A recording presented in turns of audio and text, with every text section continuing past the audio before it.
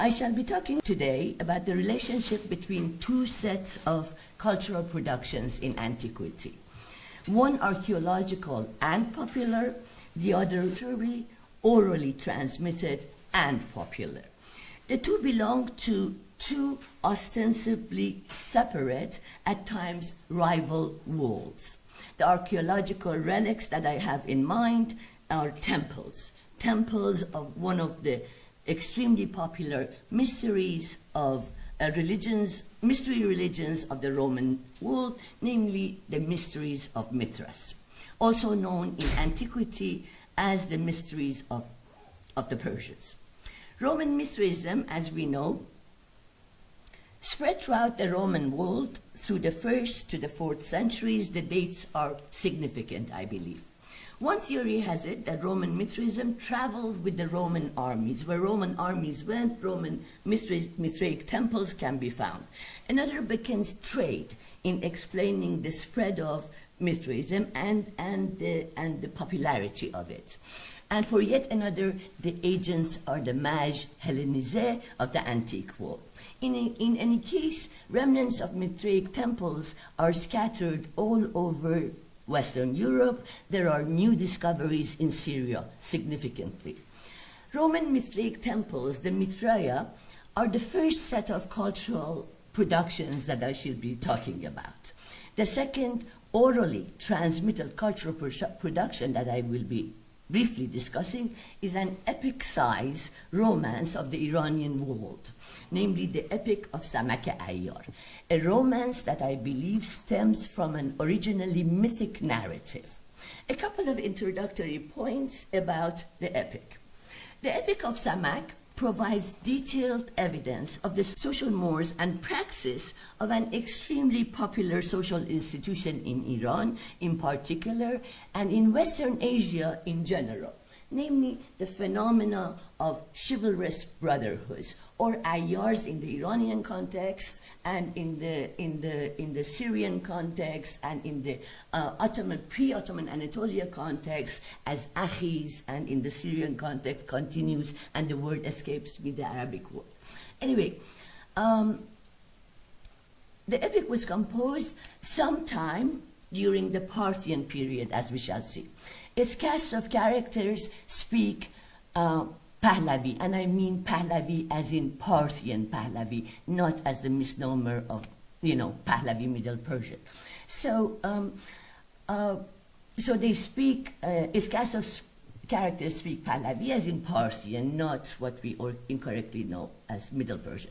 What I shall be querying with you today is whether or not an Iranian popular romance, in this case the Epic of Samak-e Ayyar, can speak to the enigmatic riddle of the Roman stones, of architectural relics belonging to the popular mystery religions of the Roman world, namely Roman Mithraism. And I shall make a case for you that indeed they do, that the Epic of Samak-e Ayyar might very well be the long-lost literary holy grail to the as yet extant dilemma of Roman Mithraism. In order to make this case, I shall tell you a tripartite story. The first will be a bullet point depiction of Iranian god Mithra. The second, a brief description of Roman Mithraic temples, at the end of which you find this image of Toroctony. And finally, this storyline of the Epic of Samak-e Ayyar, all in a very, very synoptic version, of course. I hope that by the time I'm finished, you will agree with me that the connection between architectural relics, between memories carved in stone, and those articulated in an impressive treasure trove of words are far less tenuous than we readily recognize, even if they pertain to the cultural constructs of two seemingly disparate worlds. So a few words about Mithra, and most of you know about Mithra, so I will go through this very quickly. We all know about Mithra. If we don't, we should. Mithra was an ancient Indo-Iranian god, New Persian Mehr, a god whose very name meant contract. He was a pre-Zoroastrian god. later co-opted by Zoroastrianism. He oversaw a pact or covenant entered into by two parties, two persons, two tribes, two ethnos, student and teachers, two friends, etc., etc. Among the infinitude of these contracts encompassing all kinds of social and political interactions was the one between the ruler and the flock, and his flock. Consequently, Mithra bestows to just rulers divine glory. Originally, this was his role, and it remained his role, namely Khwarna, and Mithra is the one who gives legitimacy to the ruler.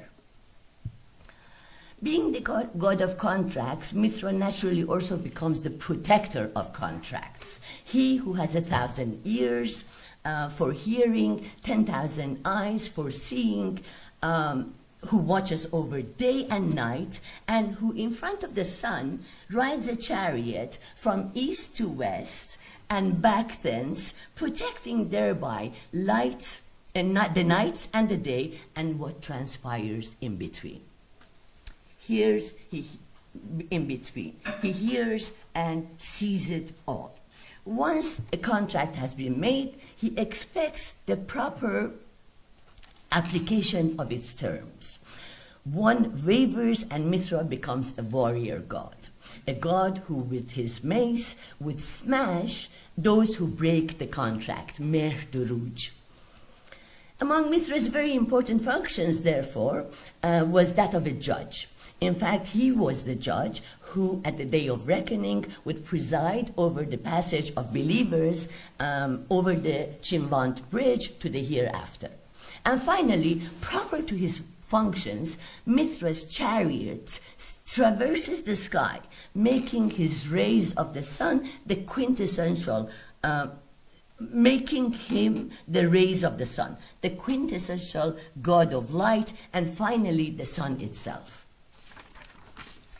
In the Avesta, as we know, we find our first literary composition dedicated to the god Mithra, namely the hymn to Mithra, or Mehr Yasht, predating the Zoroastrian reforms, also one of the longest yashts.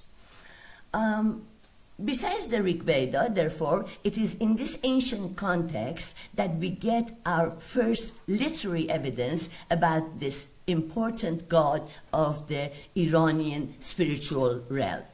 Unless we believe in Elena Kuzmina's very plausible interpretation of some Andronovo petroglyphs pertaining to the early 2nd millennium BC as depicting the god Mithra, our first material evidence, as opposed to literary evidence pertaining to Mithra, as we know, appears in the well-known relics of a treaty between the Hittites and the Mitanni, 2nd millennium BC, where Mithra is invoked again among other mostly Indo-European gods in his proper function, that is overseeing a contract. Incidentally, I beg you to consider why we shake hands, and we will get to that later in the contemporary world. The royal stela of Antiochus I of Commagene, Kushan coins, Sasanian rock reliefs also give depictions of Mithra. Mithra then was one of the primordial, omnipresent and omniscient god of the Iranian world. He was, I believe, one of the first abstract articulations of the divine. His omnipresence and omniscience later became a central trait of the Muslim divine, as Allah became all-hearing, all-seeing God. Allahu Sami'un Basirun. And this appears in a number of places in the Quran, but as far as I know, it has no Judaic precedence, and I doubt whether it has a Christian precedence as well. Now, we can discuss that.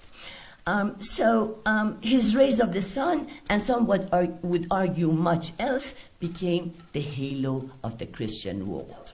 Roman Mithraism was a mystery religion, as we know, a religion into the congregation of which one had to be initiated, and after entrance to which one was bound by secrecy of its tenets. the Mithras cult, gradually became of such importance that some scholars have proposed that Mithraism was one of Christianity's major competitors in the Roman war. Now, one of the most important iconographical representations of Roman Mithraism representation of Roman Mithraism, as we know, was the central scene that was depicted and carved at the nave of almost every Mithraeum with differences, right? But basically, generally, the points that I will be making are all represented usually. The central scene that was depicted and carved at the nave of almost every Mithraea, namely the Tauroctony scene, or the bull-slaying scene. Here, Mithras, clad in Oriental, I believe, call it Parthian garb, with trousers and Phrygian cap, straddles a bull, carving open his side with a dagger. A dog and a snake aim for the blood flowing from the wound. At times, a crater is likewise depicted. A scorpion hangs on the bull's genitals, and a raven rests on Mithras' billowing mantle. We see that miraculously the end tail of the dying bull has metamorphosed into an ear of wheat. On either side of this central scene, there are twin attendants, Cotes and Cotopates, the two Dadaphoria, or torchbearers. Cotes holding a raised torch, Cotopates a lowered one. Exemplifying, respectively, the rising and setting sun. Above, on the left-hand side, is the sun. Above, to the right hand, stands the moon. Frequently, there is a lion added to the scene. Some scholars have linked this scene to the vernal agricultural cycle, and especially to the vernal equinox, which I'd like us to recall coincides with the Iranian festival of Mithras. While there are variations in the iconographical structure of Roman Mithraism and temples and their inscriptions, there is every indication that there was an esoteric hierarchy of 7 grades. We know, for example, that the father, pater, was the highest in rank and in charge of the spiritual, ritual, and cultic conduct of his flock. Other grades in their order of importance were represented by the raven, corax, the male bride, which is very peculiar, it's a nymphus, the soldier, miles. I will come back to these later on. The cult title of Mithras himself, as we know, was Deus Sol Invictus, Mithras, the unconquered sun god Mithras. These, in a nutshell, reflect the general archaeology of the Tauroctony scene in the majority of Mithraic temples. But what did these symbols and the central scenes mean to the believers in the Mithraea? Well, varied and exciting theories have been put forth during the past 4 decades. Unfortunately, Nina Mazju was not able to make it. I would have loved to hear her talk because she is also offering a new theory which kind of runs opposite to what I have to say here. So father and pater is highest in rank and in charge of spirituality. Other grades, as I told you, corax, the male bride, the soldier, miles, the lion, Leo, the Persian, Perses, and the courier of the sun, Heliodromos. Among the varied theories that have been put forth are those of Hennels, Gordon, Ulensi, and Beck in recent years. For example, in order to explain the Tauroctony. The debate is still unresolved. In the midst of all disagreements, however, all agree with this maxim of Hennels, namely that we have no extant literature from within the cult to interpret the arts. Ulensi echoes Hinels 2 decades later, and he says, whereas Roman Mithraism remains one of the most archaeologically well-documented phenomena of antiquity, the teachings of the cult were, as far as we know, never written down, leaving modern scholars with practically no literary evidence pertaining to the cult, which could help reconstruct its esoteric doctrines. In the absence of any explanation to its meaning, Mithraic iconography has proven generally difficult to decipher. The legacy of Roman Mithraism remains, he argues, quote-unquote, all of this, a vast quantity of unexplained artwork. While as far as Iranian Mithra or Mer worship is concerned, we do have some literary evidence that have been preserved for us in the older sections of the Avesta, namely the Mer Yash, Middle Persian religious literature such as Bundahesht or the story of creation, and classical sources such as Plutarch. These fall short of providing any further understanding of Mithraic associations, east or west. And so here comes the final part of our story, which I wanted to get to. What I believe to be the long sought after literary grail of Mithraic mysteries, east and west, the Parthian epic of Samak-e ayyar, edited for the first time and thus far last time by Natel Khanlari and published in 5 volumes from 1968 to 1974. So how might the epic of Samak fill in this literary lacuna to the mysteries of Mithra? Now, a word about Samak-e ayyar. Samak-e ayyar is a little-known yet fascinating and quite entertaining epic romance in its current extant version in Persian. Through the 1,000-fold pages of the epic of Samak, I argue, we can come as close as we have thus far come in reconstructing the social mores and praxis, the ideological superstructures, and if not the details of the beliefs of Roman Mithraic mysteries, then at least the ethics of Mithraic associations in Iran. The epic of Samak describes the social institution of ayyari. Chivalrous brother and sisterhoods, which is very important in the Iranian context, which, as several scholars have already pointed out, without the analysis that I shall provide, that these have a strong Mithraic association.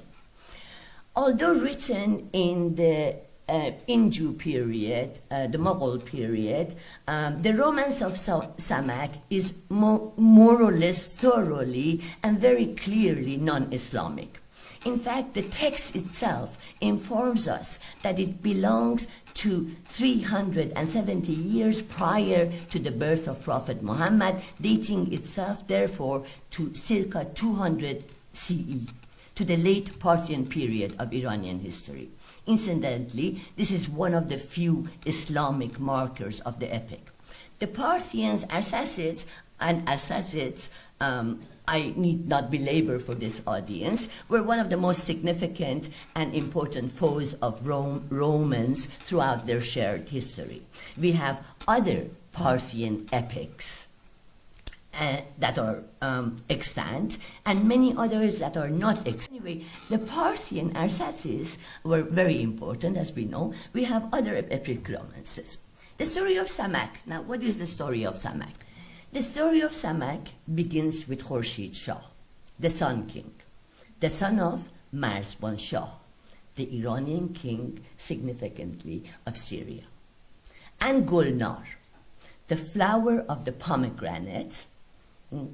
So the Khurshid Shah, the Sun King, is the son of Marzban Shah, the Iranian king of Syria, and his wife Gulnar, the flower of the pomegranates. Pomegranates were significant fruits, I believe, for Mithraic brotherhoods of Iran, bringing gnosis to those who obtained these.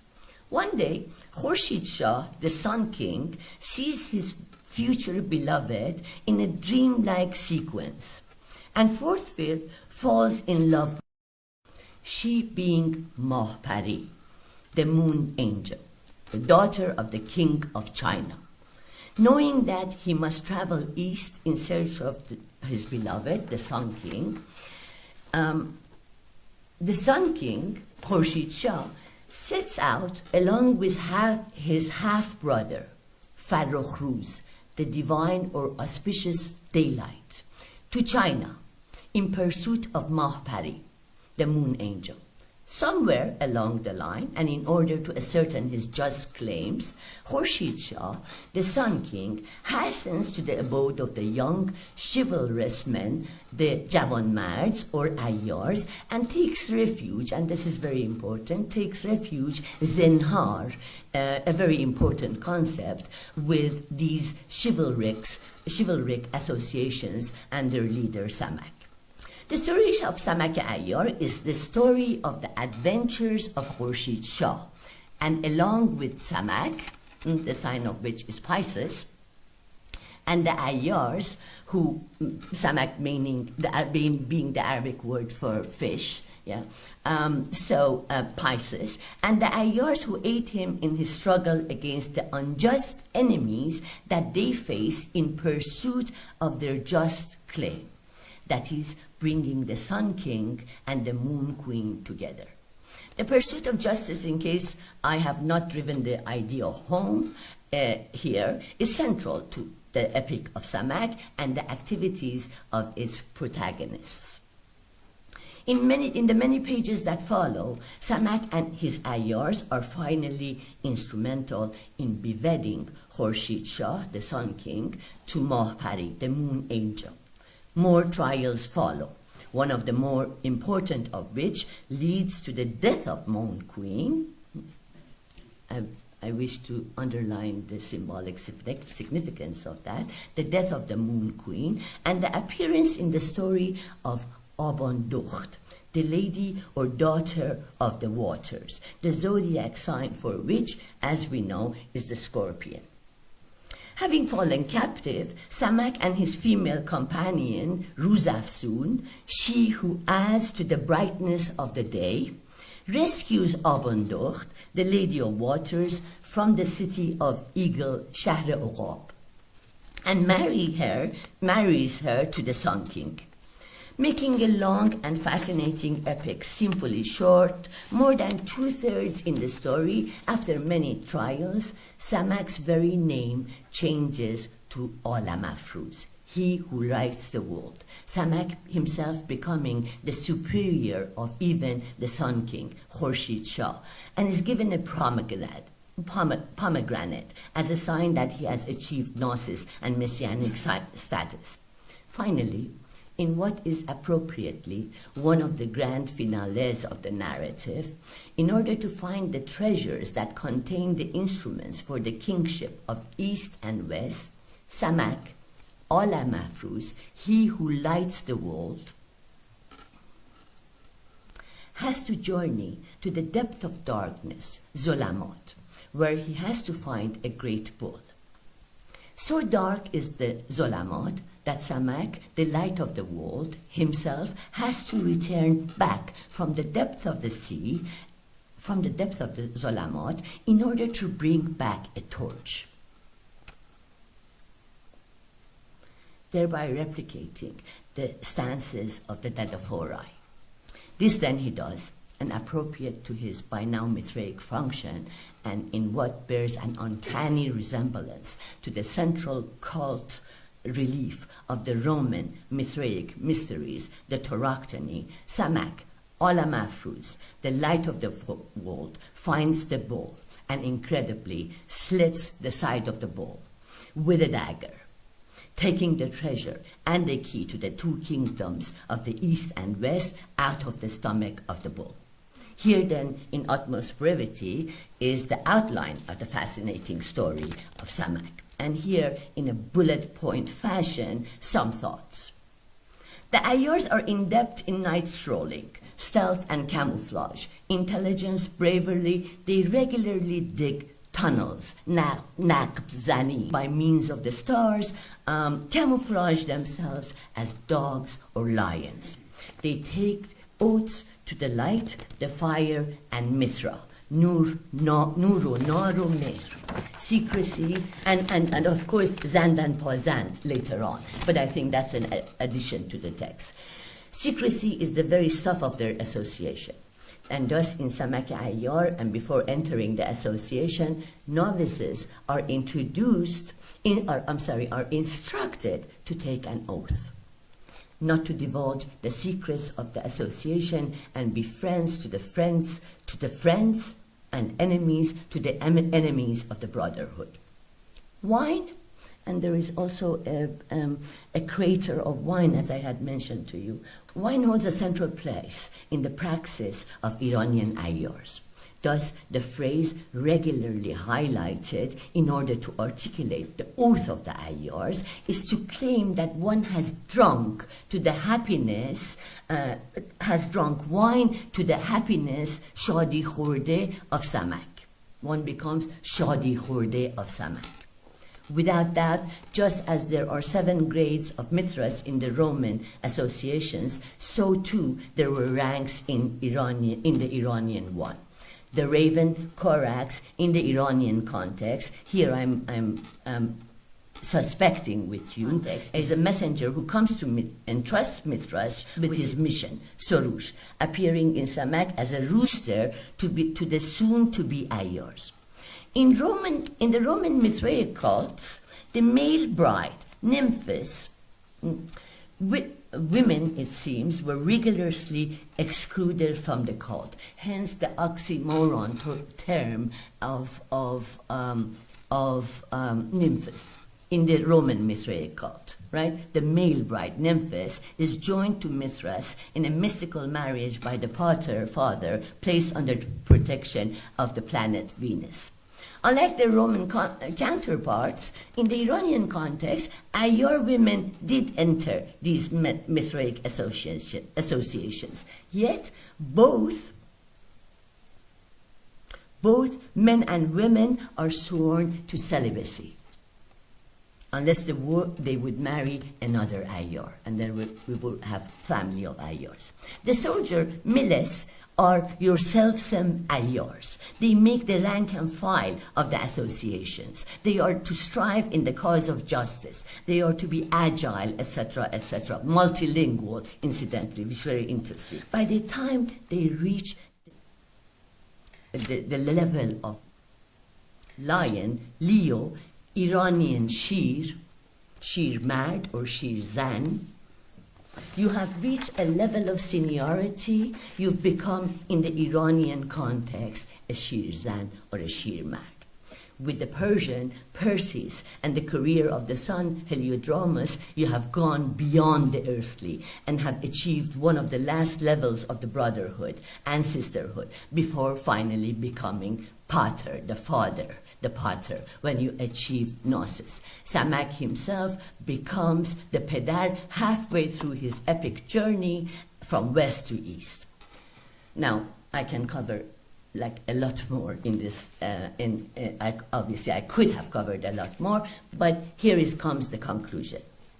From the Sun King Khurshid Shah and all his companions of light, to the Lady of Waters, she who gained the sign of Scorpion, to the lions and lionesses who fight on the side of Samak, to the pedar and pater himself, to wine and its central place in initiation rites, to camouflage and the art of make-believe, and finally to the slaying of the bull with the dagger that is instrument par excellence of Iranian ayyars, I hope you agree that there is indeed an uncanny resemblance between the ayyar Mithraic associations of Iran and that of the Roman mystery cults. And indeed, the epic of Samak-e ayyar might be, in fact, the long-lost Holy Grail in deciphering these mysteries of ages bygone and the mythic celestial journey of a forgotten primordial god, Mithras. Thank you very much.